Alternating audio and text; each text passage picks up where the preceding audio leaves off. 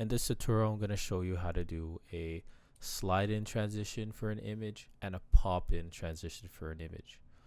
Basically, you're going to take your image, click on it, and set some keyframes. Last frame is in frame where you want it to be, the exact position you want it to be. The middle frame is offset to the left,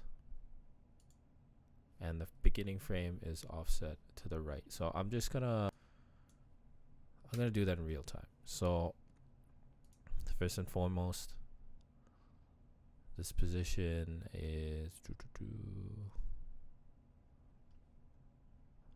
yeah, just leave it there. Leave a keyframe 1 2. I want it offset a little bit more.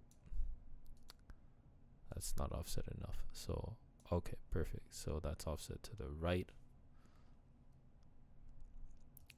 Next one is offset to the left, a little bit more exaggerated, or less, more or less. And then the final one is set to the exact position that you want it to be.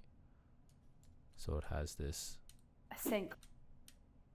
Okay, now that in and of itself, I wouldn't say is good enough. So we're gonna set some keyframes for the directional blur.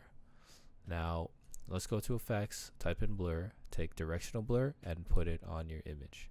From there we're gonna go to effect controls, and then we're gonna set some keyframes. Now I'd like the direction to be 90 degrees, and then the blur length I'm gonna play around with. So I'm gonna start off with 20. Set a keyframe. Go to the next one. I'll set that to like 10. And then the last one I'm gonna set to 0. That way Sync. we have that slide in effect. Perfect. Now for the pop in effect, what we're gonna want to do is set some keyframes for the scale. Now I'm gonna delete all that, and let's go to the very beginning and set the scale to 0 first. 1 2, and it depends on the size of your image, but you're gonna change up the scale more or less.